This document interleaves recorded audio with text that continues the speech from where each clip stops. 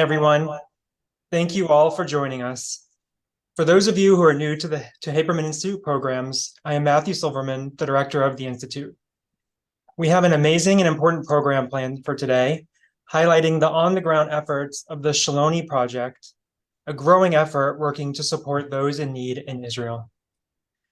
I want to thank Becky Levy, the Haberman Institute Program and Communications Director, and the amazing volunteers of the Shaloni Project, who you'll hear all from shortly, for their efforts in putting this program together and all that they're doing for the state of Israel and the people in need. I'll keep my intro very short. I want to now welcome Becky Levy, who will moderate the rest of our program. For those of you who have attended other programs, Becky is one of our behind-the-scenes staff members, making sure everything runs as smoothly as possible. But today you'll see her in front of the camera. So welcome, Becky. Thank you, Matt. And thank you all for joining us today from across North America and well beyond. Our program today veers a bit from our regular offerings. While many of our panelists you'll meet today hold esteemed academic positions, we're meeting them today to learn about their work outside of the classroom. You can find their bios on the Haberman Institute's website to learn about their professional backgrounds. But these regular moms joining us today will share their stories of life the past 19 days in Jerusalem and in Tel Aviv. Their stories are heart-wrenching and heart-filling. They're raw and passionate, personal accounts of really finding the best of humanity when it appears to be hiding. We will be witness to transformative stories that illuminate personal connections, hope, and attention to the needs of our greater community, exemplative of Torah learning leading to action. We'll start today with a short video from Hila Shiloni to introduce to us the group that she founded. While she can't join us in person online today, she sent us this video to open up our time together. שלום חברות וחברים, קוראים לי הילה שילוני, אבל כולם פה בישראל קוראים לי כבר שילוני, אז גם אתם מוזמנים. אני בת 37, אני נשואה לרבקי ואני אימא של הלל ורות. בשבועיים האחרונים מצאתי את עצמי מקימה פרויקט שמתעסק בעצם בצרכים אישיים של אנשים שאיבדו את הכל, את הבית שלהם, חלק מהם אפילו את האנשים היקרים להם, ואנחנו עונים על הצרכים הכי אישיים והכי בסיסיים שלהם. אנחנו מנסים להשתדל לתת תשומת לב במקומות שלא נותנים אותם במקומות אחרים, לעטוף דברים באריזת מתנה, לשים פתק של ברכה, לנסות להחזיר את האמון בטוב האנושי של העולם, לאנשים האלה שפשו את הרע הכי גדול בעולם. אז אנחנו צריכים את העזרה שלכם בשביל זה, ותעזרו לנו להפיץ את זה שהעולם הוא עדיין מקום טוב לחיות בו.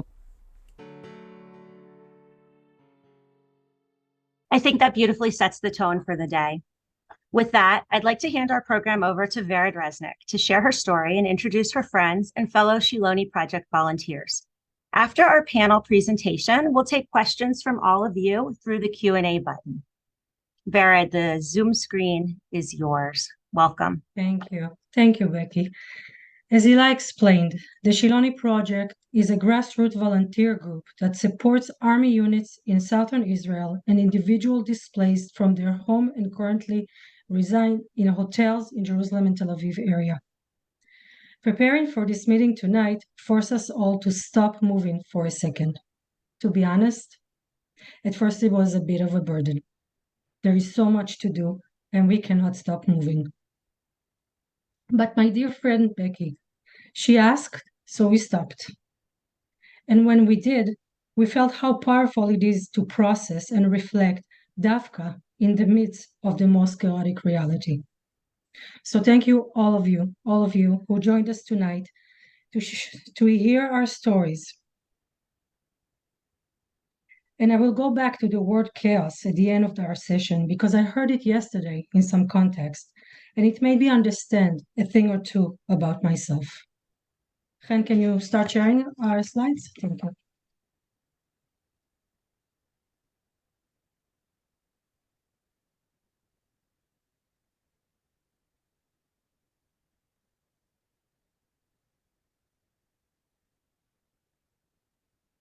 You probably have seen this say.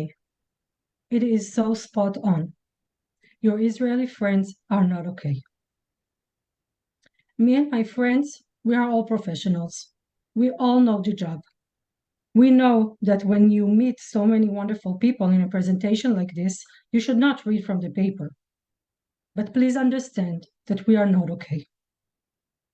And that tonight, reading from the paper is probably my only way to go through it. I have my glass of water, I have a box of tissue, and I know I have your open hearts. So hi and shalom. My name is Resnik, and I was born and raised in Israel, in Jerusalem. I'm 50 years old. On our last family gathering, on the eve of Sukkot, my parents brought a special box to show the grandkids. Their letters to each other from the Yom Kippur War. My dad, back then, was enlisted for months. I was 6 months old. My older brother was 2. And my parents wrote each other letters. We don't do that anymore, do we? All the grandchildren were very excited about it, and it was a very special evening.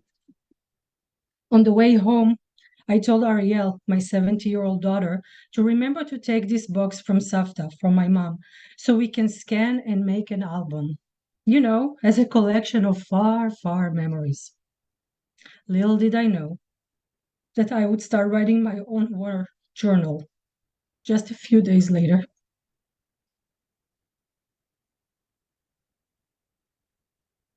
"25 years ago, I went to the States for just a few months of doing something different.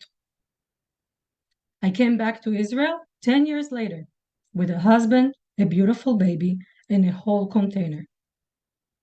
16 years ago, my husband Justin, a clinical psychologist from Potomac, Maryland, made Aliyah with me, and we came to Jerusalem to build our life here, along with Ariel, our daughter, and Yali, who was born here and he's now 15 years old. The 3 of them, Justin, Ariel, and Yali, are my comfort and strength in these difficult times. All of them supposed to be here with us tonight, but the poor things hear me talking all day long. So I think they're here, but they're probably on Netflix or something, so that's okay.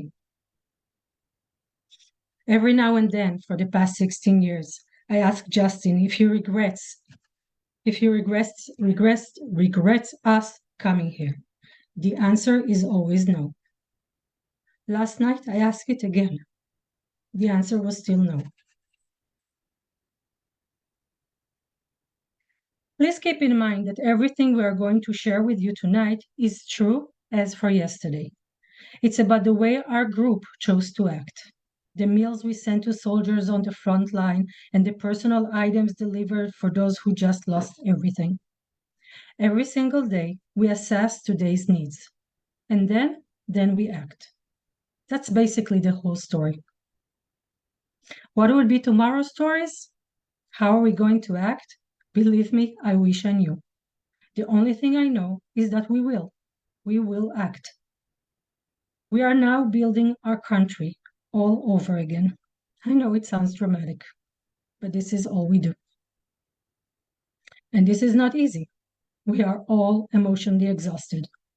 And while the needs are up, the donations are down, but we are not going anywhere.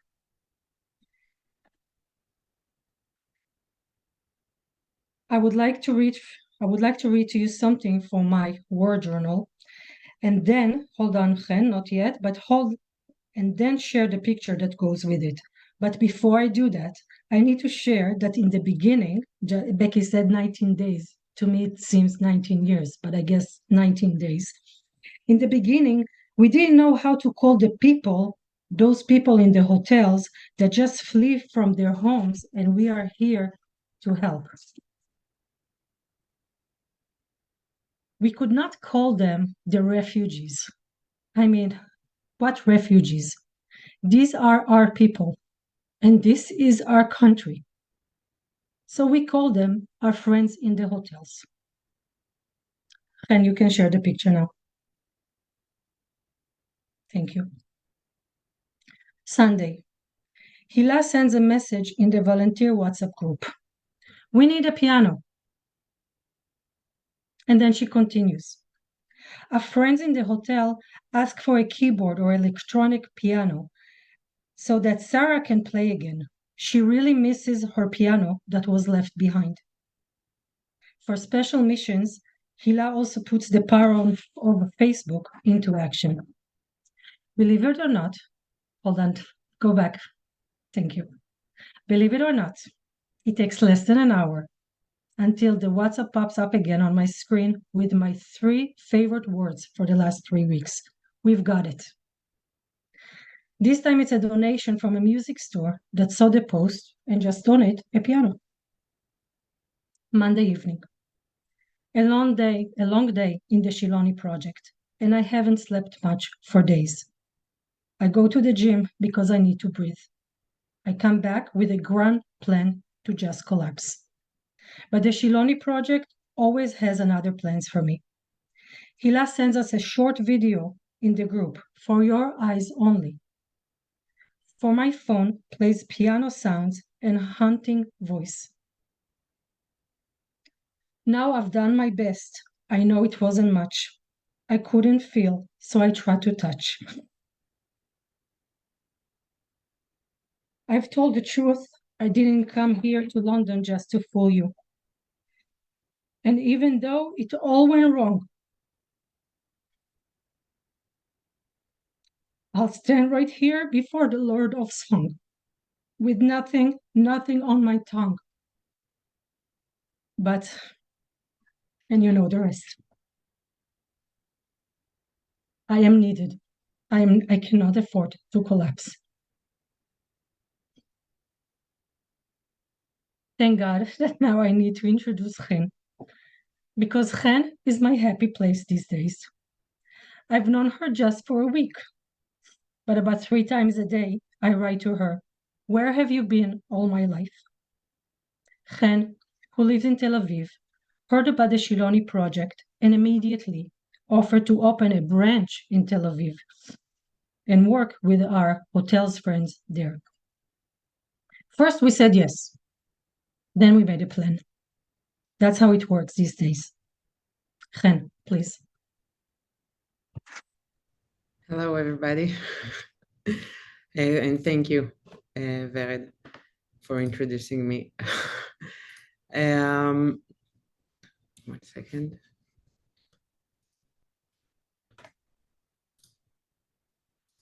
Thank you all for being here, and thank you for the opportunity to be here. As Vered said, my name is Chen. I'm 38 years old, and I live with my fiance here in Tel Aviv. To introduce myself, I would like to share a few things beyond what you probably read in my bio.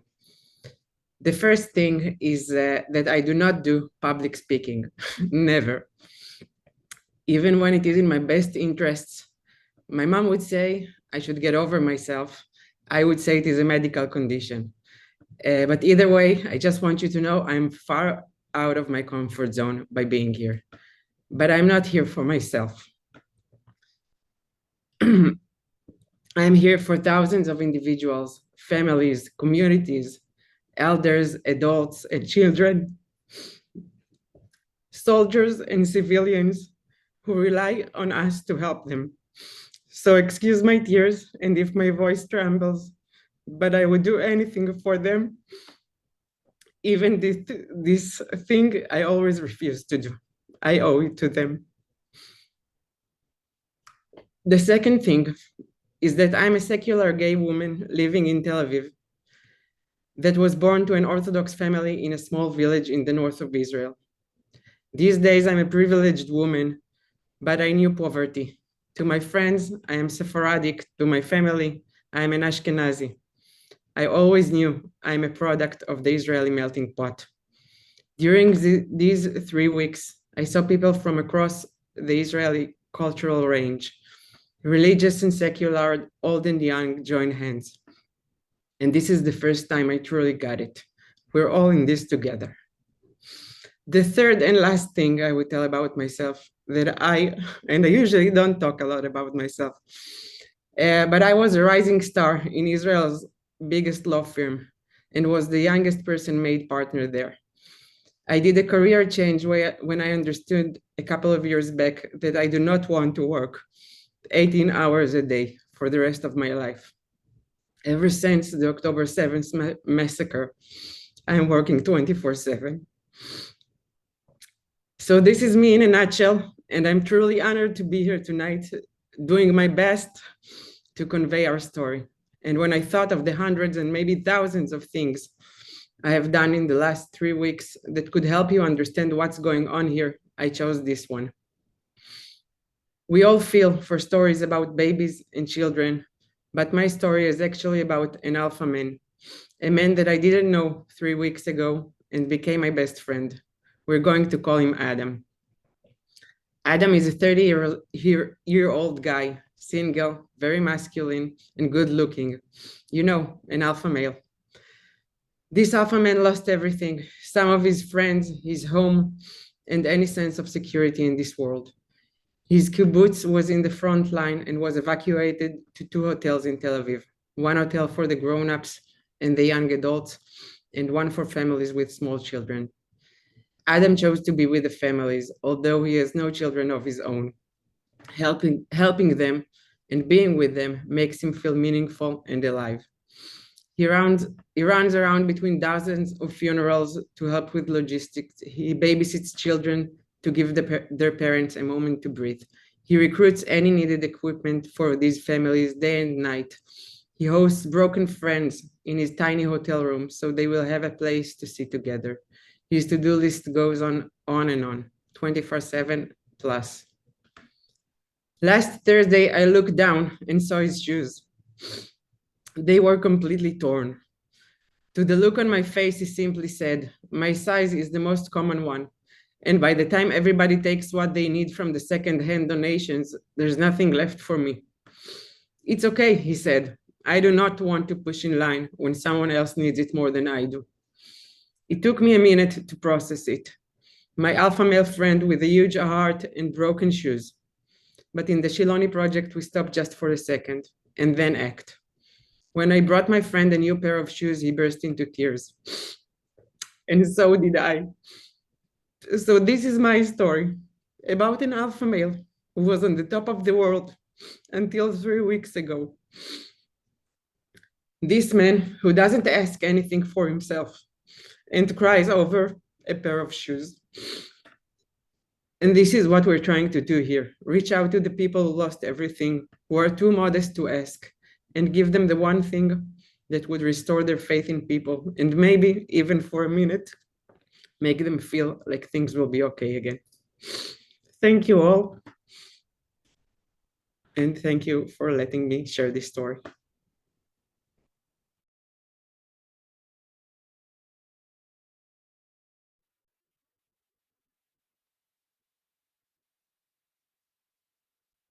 Thank you, Chen.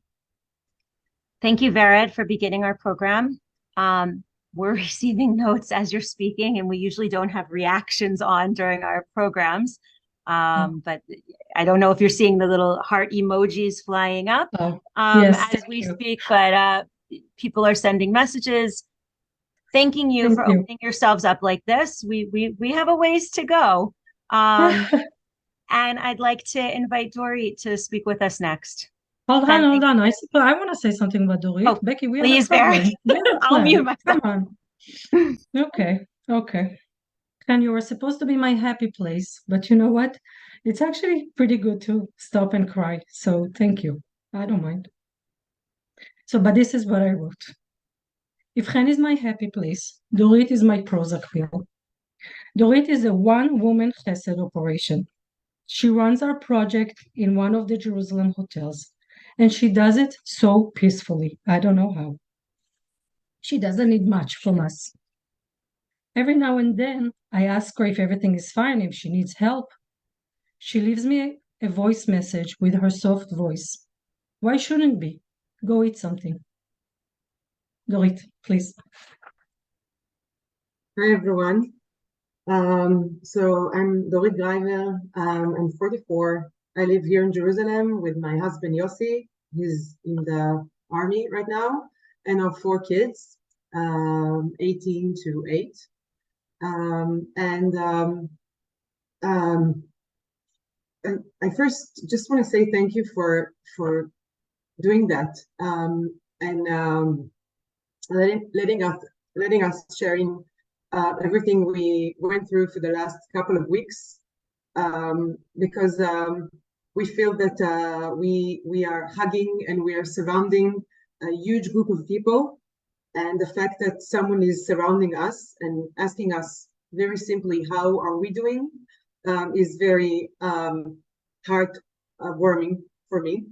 So I'm usually at the real life, the life before, I'm a tour guide, and I'm running my company of great, interesting tours in Jerusalem. And I'm always know that tourism is luxury. You know, when everything is good and Israel is quiet and everything is okay. We're in the top of the world, and we're guiding people and tourists and showing them all around Jerusalem and seeing happy people smiling and curious and having great time. And when it's bad, we're losing everything. So I'm just reminding myself what I used to do before. But now I'm running my own family project, which is holding 4 kids to act, to be normal and to hold the normal side of life, to be exposed to all these horrors around us in the social nets and on TV, and let them run just an ordinary routine. And from the other hand, it was obvious to me that from the second it happened that we're going to need to support a lot of people. And I'm supporting a community from Sderot, about 350 people in hotel in Jerusalem, which usually in normal days sounds like great idea of hotel. But when you were taking from your home and you had less than an hour to pack everything and to take your family away, it can be a very shocking, overwhelming experience. And small things that sometimes they're so small, getting a medicine and getting a book for your kid, or a special food, or something for your baby, when you're away from your home, is getting very complicated and also very emotional. So I joined the Shiloni Project, and I'm there. And I want to tell you 2 things that I chose to tell you, to share with you. The first is a bar mitzvah party, a family that came from Sderot, and their 13 years old boy had his bar mitzvah. So we celebrated in a big shelter in Jerusalem, and I decided I'm going to do everything in order to make this bar mitzvah happy. So Shiloni and Vered and everyone helped me to do that. So we brought balloons, and someone who brought a gift to the mom of the bar mitzvah, and someone who did her makeup. And they were so excited because they felt it's not that they're celebrating by their own. There's a huge community in Jerusalem. My friends from Jerusalem, they baked the cakes for that bar mitzvah. So they felt there's so many hearts behind this event. And that was very powerful.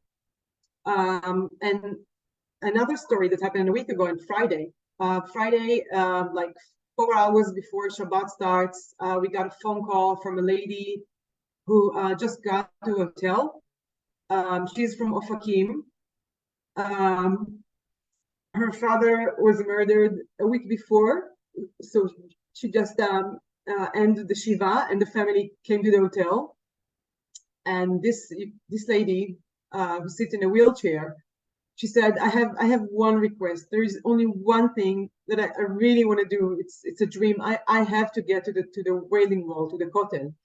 And it was like 4 hours before Shabbat. She needed a special vehicle, special car, and it was not even possible to refuse. And we found an amazing lady that came to the hotel, picked her up, brought her to the Kotel, and then called us and said, thank you for the privilege of meeting her.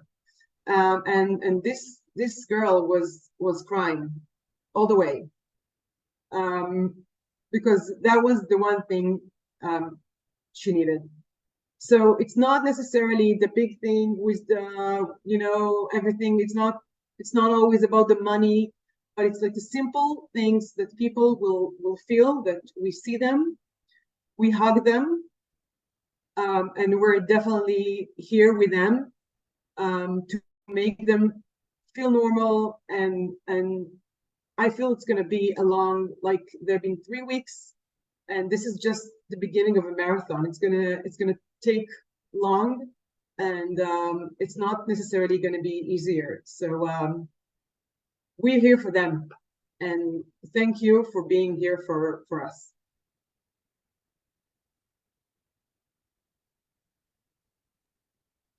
Thank you, Dorit. I the Kotel story is one of my favorite stories, and thank you for making it happen. She's modest, but she's the only one who made it happen.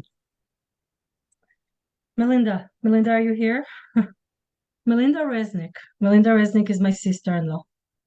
Her husband, Ben, is my husband's Justin's brother. But Melinda and I know each other longer than we know our husbands.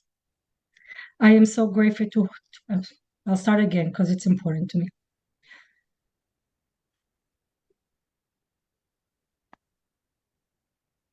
I am so grateful to her and Ben for coming through so quickly, standing by us when we understood that this is probably going to be the biggest and most important project of our life,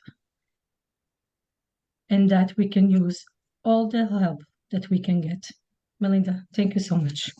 Thank you, Vered. So I want to take a little bit of a different take on things. I'm a fixer. I hear a problem and I just want a solution. And I want to tell you a little bit of who I am, and then I want to tell you what we try to do. I'm an American who spent a significant amount of time in Israel. That's how I know Vered. I was the bat bayit. I was the kid who lived in her house in high school growing up. And when the war broke out, I was inundated with phone calls from family and friends in the US asking to understand what was happening, number one, and equally important to find out what they could do to help. Americans, non-Jews, and Jews, they felt helpless as they watched the war unfold through US media eyes. Specifically for Jews with strong personal connections and family connections to Israel, it's not easy to watch this war from far away. I've moved back and forth from Israel to the United States 11 times, and I call both home. While there's some in my community who are connected in different ways, for me, supporting Israel has always been the foremost important thing in my life. I bring my children back and forth, and they call Israel and the United States home. What we realized as we got phone calls and emails and texts, how are you, what's going on? The first thing they wanted to understand was what they could do. People felt helpless. They felt like they could watch this, but they couldn't do anything. People wanted to send stuff, and it's not so easy. And so as I talked to Vered, and I saw how she was touching so many lives, I felt like, okay, let's make this connection between the American Jewish community and the Israeli Jewish community. And I saw myself as somewhat of a bridge, reaching out to the people here who could see what Vered was doing, what the Shaloni group was doing, and they could make a difference. And honestly, the way that we did it was we opened a GoFundMe kind of page. It was the first thing I could think of as a fixer to do, which is get the funds to help make these stories real, to help reach people who need things that we can't always provide, whether we're in the United States or not connected to so many people in Israel. People were touched by what they saw, and we started the process. It was only the beginning of what we could do. I sent out more texts and emails and Facebook posts than I ever did in my life. I shared as many times as I could with as many people as I knew. My husband would call random people. I reached out to people that I knew who had extra funds to give and said, hi, could you just make a little donation, or could you just spread the word? And it's a drop in the bucket but it was the beginning, I think, of what we feel like we can do when we're not there on the ground. My son, who is almost 23, who was raised both in the US and Israel, one of his childhood friends, Hirsch Goldberg Poland, was at the music festival, and he was taken, and they say that he's lost his arm and that he's in somewhere in Gaza. My son reached out to all his friends, and even college students tried to give what they could. The idea is that we are all in this together. Am Yisrael doesn't cross Israeli or American. It's Am Yisrael. It's one people. I think the tragic events that are happening and the anti-Semitism that so many of my friends have expressed that their family and friends are reaching in America only serves to galvanize people together. And I think that's really, really important. When you say, what is it that I can do? I think there are two really important things. I think supporting what you see, where you can, do what you can. But if you can't, spread the word. There are so many people who are anti-Semitic and anti-Israel, who are voices louder than ours. And we need to stop that. Israel is in a war for their very existence. And as Vered said, we're rebuilding a country. We need to keep the connection between the Jews across the world together to make this happen. I think that it's the initial website was one that I put up. It was one little tiny step forward, but there's so much we can do. And I think, like I said, those who can give, we encourage you to find a way to make a difference. And those who can't, please raise your voices and say, these are people hurting. These are people who did nothing. These are people like Hirsch, who were just at a music festival. These are people like you and I who just want to make things right. They want to do the right thing and they want to make a difference.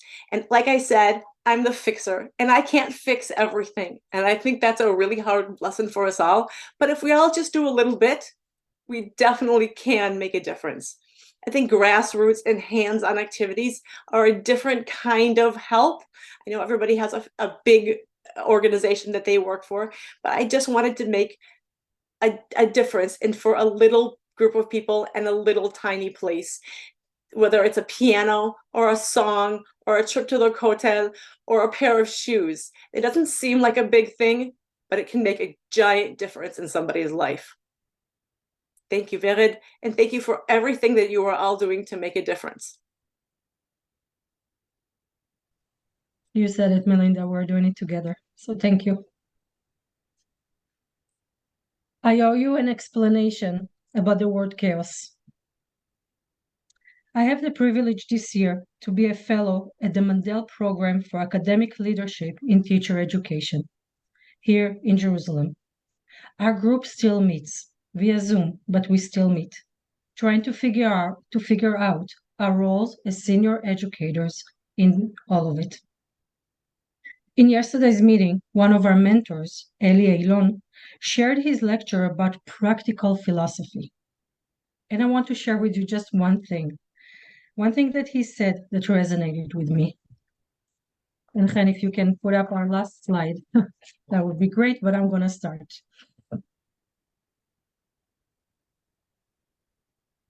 Yeah, here we go. Chen is great. This is what Eli said. He said that in times like this, of such a colossal crisis, there is a notable increase in the individual contemplation of profound questions about meaning and purpose. Questions about one's identity, role in the world, and the ultimate direction of life gain so much more importance. Many why questions come to the forefront. What is usually a philosophical question about the meaning of life becomes a practical one. As I'm writing it, I'm realizing that for one woman, it's the piano. She needs the piano. And maybe another woman needs to put up some fancy words that probably says nothing to anybody on a slide to get a glimpse of her previous life. So I'm sorry if this seems out of context, but thank you for bearing with me. Becky, I think we're going back to you. Thank you for listening to us.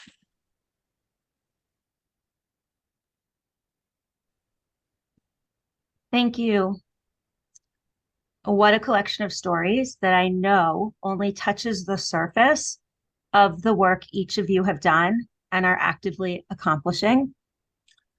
We invite all of you online to continue to share your questions with our panel. You're welcome to ask questions to individuals or to the group as a whole, and we'll see how many questions we can get through, understanding that it is nighttime in Israel and there are only so many cups of strong coffee that can fuel our friends on this panel before it's time for them to try to get some rest too. I'd like to begin the conversation having known Vered for a very long time, before husbands, before children, before teenagers. How are your families doing?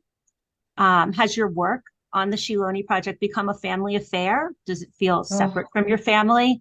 And how has this kind of work you're doing influence your families? It's you're strong women, but everybody needs some sort of a break. Vered, do you want to attempt that? Does anybody else want to give that a shot?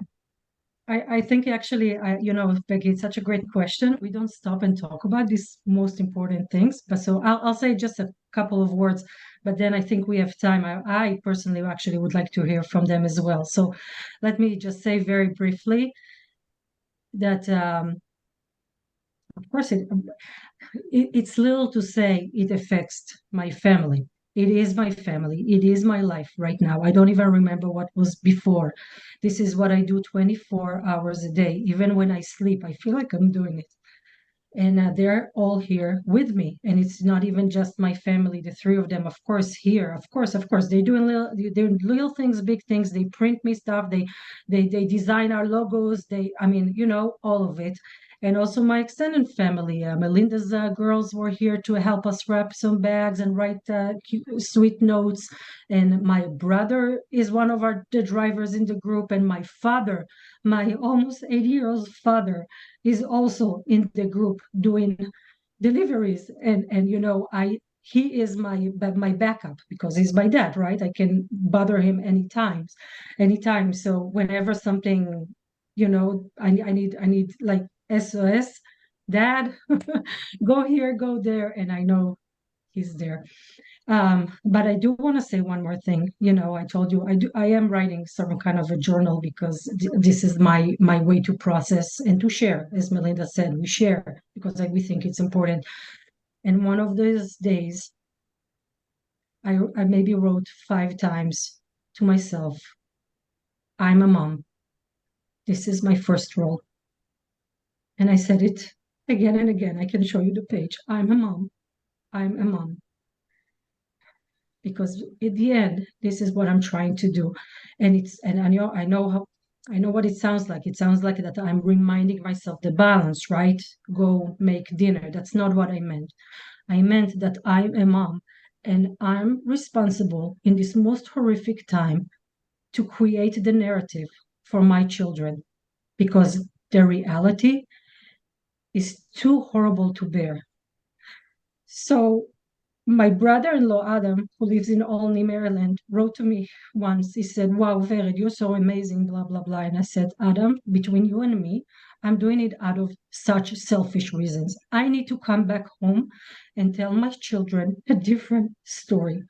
And by God, do I tell them stories every single night. They want to go to sleep. They have school, okay? But I tell them the stories. I tell them the stories about generosity. I tell them the stories about these incredible people around me.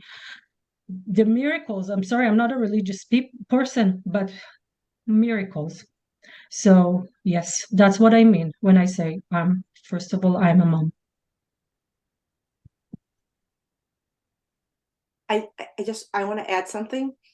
So we're in Israel this year, and my children, who are 10, 16, 19 in Israel with us, are finding their place by volunteering, by making a difference. Every school, every youth group, even my little one who's 10, everything that they do their teachers have them make posters for soldiers. My daughter is taking care of Olim children who don't understand what's going on the classroom. I think that the thing in Israel right now that is so absolutely inspiring to me is that everybody is doing their best to make a difference. And it's felt on the streets with silly little things like, Israelis we know are crazy drivers. When I drive my kids to school right now, it's a little nicer on the streets. No one honks at me. And I think that we do this, we set an example for our children, but I think that the Israeli society is teaching a generation of children that we are unified, and you see everywhere, together, biyachad, we will succeed. And I think that that's the message that all of us sort of want to put together, is that it takes everyone working together to succeed and to start to repair so many broken souls and hearts and even buildings, that I think that there's so many opportunities to make us a better people.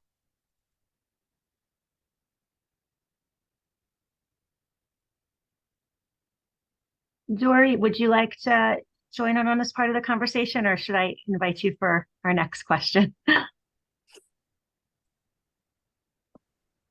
just want to say that I feel that it's kind of inspiring for everyone. When my kids saw me coming back home and I told them the story, so my oldest, she's 17 and a half, she took her friends from Scouts to a hotel outside of Jerusalem, and she just found a group of kids and she started playing with them, and she became her best friend. And the group of kids from Nativa Asara, and they love her so much that last week, when the parents had 5 funerals of their friends on the same day, they called my daughter and said, "Can you come to spend the day with the kids? They asked for you." And she spends every day there. She goes to school only for the important classes and then drive all the way, and she spends hours with them. And I think everyone feel that from one hand, it's something that we have to do. And I also feel that we're just afraid from stop doing. The minute we're going to stop doing, I think we're all going to crash. Thank you. A question came in that I read incorrectly. I read it as, "What inspiring the bravery and courage amongst you beautiful women." And then I thought, why was that question put on my sheet? That's a beautiful statement. The question was actually, what is inspiring the bravery and courage amongst you beautiful women? Can anyone articulate that? I think Vera began speaking of it by knowing her role as a mom, as, dare I say, amongst women, the leading character in the home, the main character that everything kind of revolves around.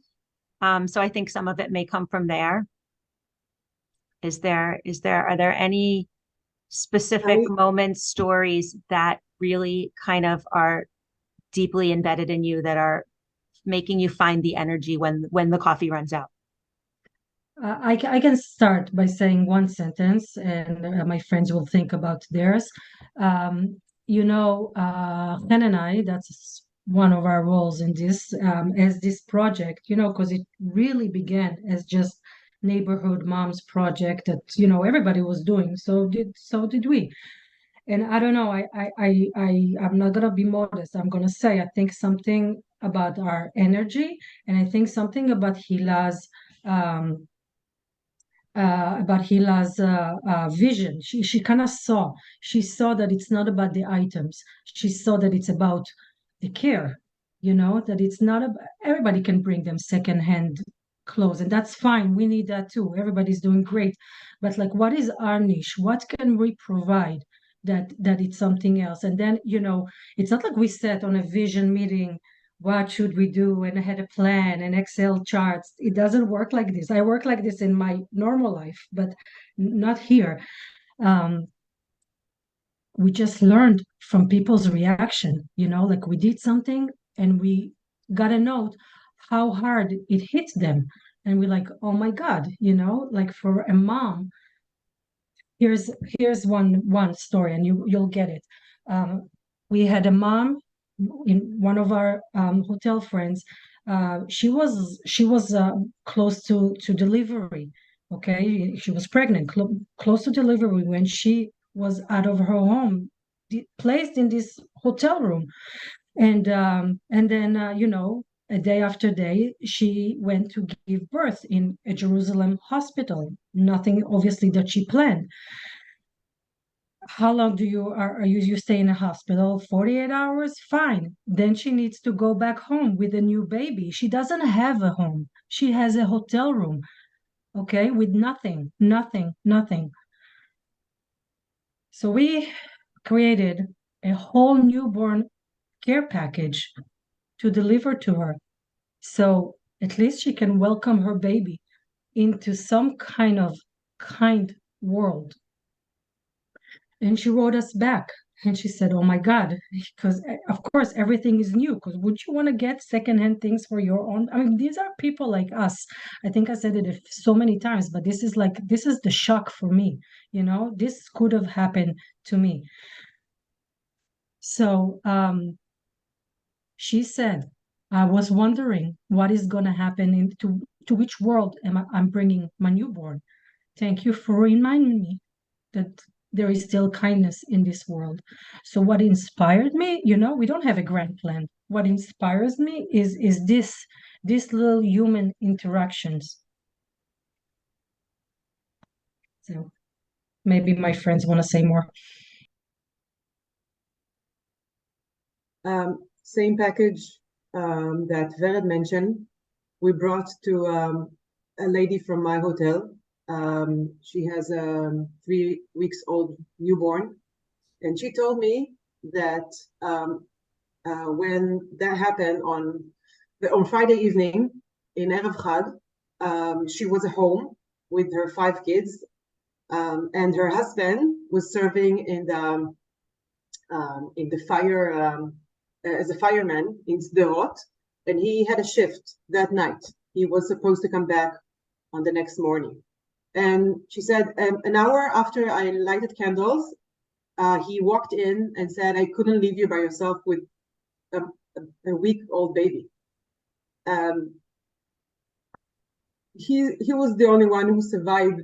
All his team from all the fireworks in Dorit were killed. And that baby saved his life because he came back home just to be with his wife and not to leave her by herself. And she just told me that over a cup of coffee, like every single person in that hotel had a crazy story like that. It's, people that just, some of them ran for their life in the most crazy situation. And I want to say that there's something very strong about women in these couple of weeks, like these 19 years old soldiers who fought against terrorists and saved 90 soldiers in Zikim base. And this lady who is carrying her babies, Kfir and Ariel, the 2 redhead babies, they're now somewhere in Gaza, and I cannot stop thinking about her, hugging them. And like, there's so much bravery and power and strength, and about women holding these situations, women who have their kids not sleeping at all at nights because they're afraid, or a girl that can fall asleep only under the bed because that's where she feels safe.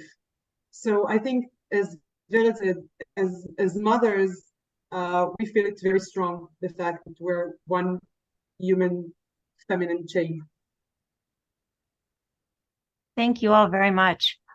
I think this leads nicely into a question that came in asking a little bit about Chila, who seems to be your fearless leader. They had read that, as explained, she's a photographer. Can anyone share a little bit more about her, how you know her. Maybe if any of this is, they had said maybe any of this is coming from her desire to document what's happening, coming from a photographer's mind. No, Vera's shaking her head, not at all. So I think we'd like to hear a little more about kind of the genesis of the project and the woman behind it. Okay. Okay, so at this point we're all good friends. So I'll tell you that the reason Hila is not here, and I hope she's here in the background and at least listening to us, because it's all her. She's not here because she's too modest. She's not here because she every time we call it the Shiloni project, again, we did not make up the name. It just came up like this. I see her cringe because, like, why is it about me? And I spent hours talking with her about it, or what seems hours. And I said, Hila, it's not about you. At this point, it's not about us. It's all bigger than us. We somehow got into this role. We're gonna do it. So, so this is the reason why Hila is not here. Okay, because she's more. How do I know Hila? You laugh. We're not even friends. I mean, now we're sisters, but we're not even friends. Hila was my daughter's bat mitzvah photographer, and it's so funny. You know, the other day Hila came here for our morning meeting, which is the only time we sit and actually have breakfast when we're together. We force each other. So she came here. And then she stands by my, like a whole wall with the family pictures. And all of a sudden, I'm like, oh my God, Hila, turn around. This is the picture you took, which is my favorite family picture of the four of us, and until Hila stands there, you understand. And there are so many connections like this, because Jerusalem is a small place. Israel is a small place. The Jewish people, we're all small. So this is how we all know Hila. And I'll say one more thing. Chen and I, as we try to find new ways to tell our story, we just started this week asking our many volunteers. I mean, it's a little awkward that it's just us here, but you need to understand that in our immediate group, in the WhatsApp group, there are about 100 people, okay, and then more. This is just the direct volunteers that when we say who can go get a baby formula before we finish the sentence, they are out the door. So anyway, I said, we talked about what more stories can we share, and we said, you know what, the story is not our story. The story is the volunteers' story. And we reached out to our amazing group and we said, can you share exactly what you asked, Becky, or whoever here asked, who are you? How do you know Hila? Why are you here? All these questions, tell your story. And yesterday and the day before, I start collecting these stories. And I told Justin the other day, I said, listen, I get so many beautiful stories. I mean, really, if you follow our Facebook page, we post one yesterday. And once we finish this talk, we'll post the other one. I said to Justin, so many different stories, people from all over. I can summarize all these stories in one sentence. I know Hila, whatever. When Hila calls, I come. I look for something to do to keep my sanity. And this group is what keeps me going. Everybody wrote it in different words, different inspirations. This is the story. We all need to feel meaningful. We otherwise we are going to collapse. And Hila, she's just Dorit, can you say a word about Hila?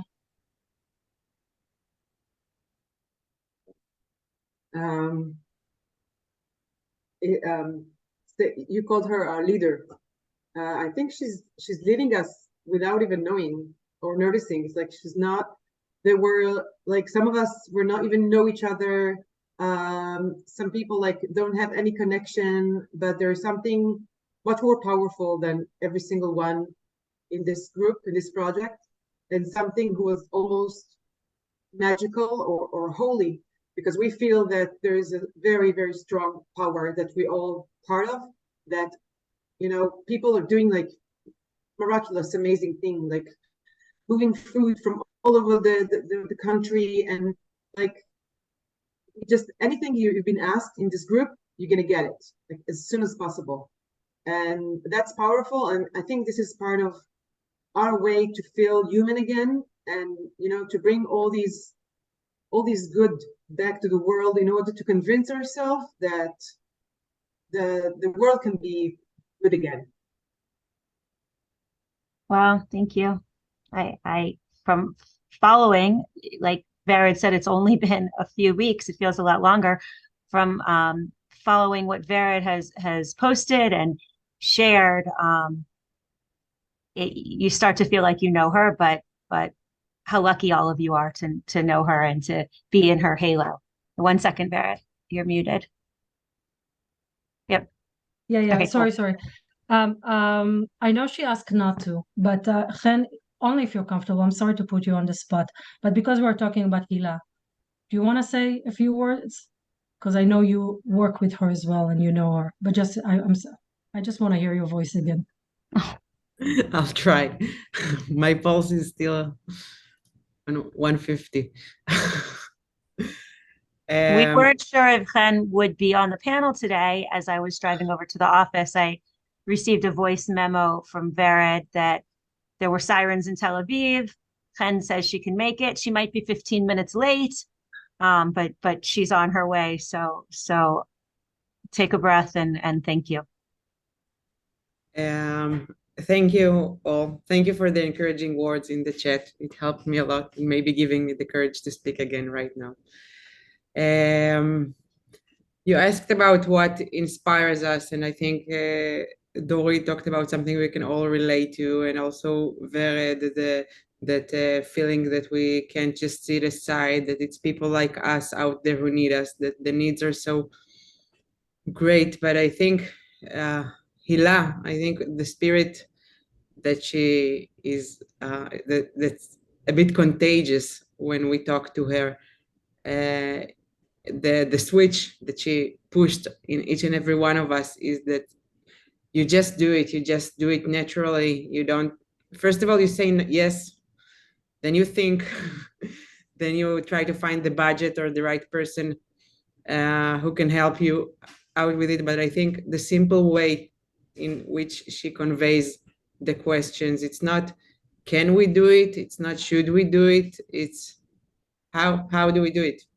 We do it, so just tell me how.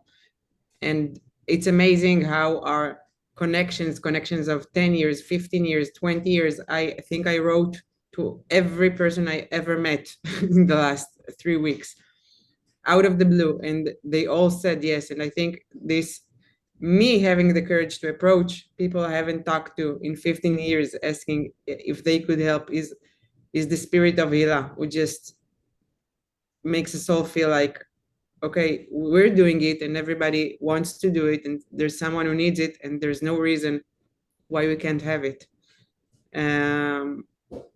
This woman is amazing. I met her, I think 10 years ago, just as the firecracker of a party, the girl who makes everyone laughs, the positive energy that everyone wants to be near.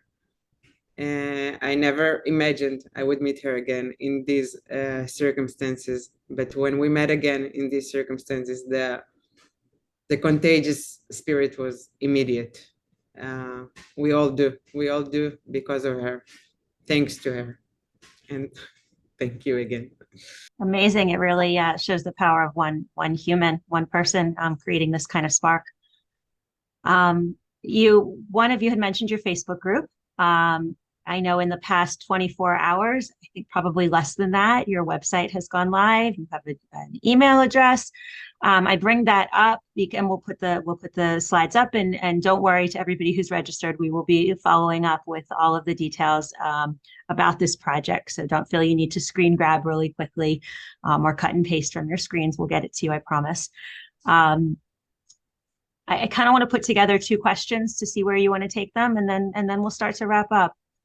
A lot of people are very impressed with you and in awe of the work you're doing, and worried about you, worried about, aside from your physical safety, your self-care. I hope that part of today's session, and as Vered had mentioned at the beginning, taking a moment to stopping for a moment and reflecting on the work that you're doing has been a kind of self-care. But I'm going to segue that into the other question, which was, I hear from you about, this isn't me, this is the speaker, I hear it as well, from you about the need for personal connections, for human connection. So is there any way for us outside of Israel to help cultivate personal connections and hope? So I'm putting all of these together into one in terms of social networks, Facebook connections, WhatsApp groups, this, that, and the other. What can be done for yourselves in terms of self-care, who you need help from, and what can we do sitting on a sunny day in Rockville, Maryland? I hope that made sense to put them together. I think so. I think so. I always say, I'm going to say one sentence and then I keep going. But I'm going to say one sentence and then I will ask Melinda to take it from there. Honestly, Becky, we are not there. We are not there yet to how do I take care of myself? It's going to come, but we are not there. We are in a state of crisis. When in a state of crisis, you act. We're going to get there. The care right now is the action, if it makes sense. The care right now is me saying to Chen last night at midnight, Chen, that's it. We're going to sleep. Good night. And she said, yes, good night. I don't sleep. And I write her an email because, I'm like, okay, I'm not going to WhatsApp her. I'm going to write her an email. It's 2 a.m. I write her an email. 2 minutes later, she answers me. And I'm like, Chen, we said we're going to sleep. Why are you awake? Why am I? I don't know. But the care is that I'm not alone in it. The care is like you see all these people around me and you see, we are just a fraction of it. We're just the people who came to speak today. Right now, this is the care. But Melinda, please say more. I think that Chen said something that's really important. I'm not a fundraiser. I'm not the kind of person who likes to ask other people for money. And I have been doing that. I've been reaching out to everybody that I know and I ask everybody who I know who knows anybody that I know and knows everybody that I know. Social media is a gift. It's also a curse sometimes, but it's what we have today. And as I said, I think that spreading the word, I think there's so much need. It's great. I think Vered said to me once, the need is greater than any funds that we can do. And that's sort of where I saw my niche is that, okay, I'm going to say every time someone calls me and says, how are you doing in Israel? And what do you need? And are you guys safe? And I always answer, yes, we are safe, but my heart is broken.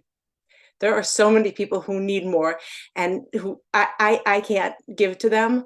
And as you know, Vered said, we're in a good place. We have our homes. We don't worry about as many sirens going off. We are so many things, and we have a responsibility to take those blessings that we have and tell everybody about it. So I think that's for me, that's the self-care, that I'm doing something, that I can do something because I feel like so many people helpless. And I think we can talk to people, and if we can't give, there are others who can. But I think that's where the care comes. When I set up a website, a GoFundMe kind of page, and I had to ask for money, and I was like, how much do we do? It didn't even occur to me like that this is something that I could do. And if it didn't occur to me that it's something that I could do, it's something that didn't occur to you, and you can do it too. So I think that's the bottom line, is that to make things like this happen, we need support. And that's where I find that is sort of your friends, my friends, your friends' friends, and everybody who cares about what we're doing, that they can help too. Thank you, Melinda. Thank you all. Vered, I think you had some words to bring us all together to end the program. I invite you to share them. Thank you. Becky and I are friends. I was her Hebrew teacher. 25 years ago. That's why she speaks in English. But I was her teacher. As I said, we don't stop. We never stop. When we talk, it's just about business, whatever it is. So I would like to just end with talking to Dorit, Melinda, Chen, and Hila, that I hope she hears me, and all our beautiful and wonderful volunteers. To my sisters, we are Wonder Woman. As women, we join hand and find our purpose in all of that. As women, we offer strength and compassion to those in need, which is all of us. As women, we take in the horror, but also see and hold all the wonders around us.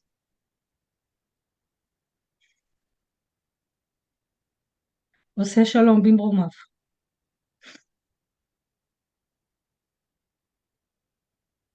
הוא יעשה שלום עלינו ועל כל ישראל. ויאמרו אמן.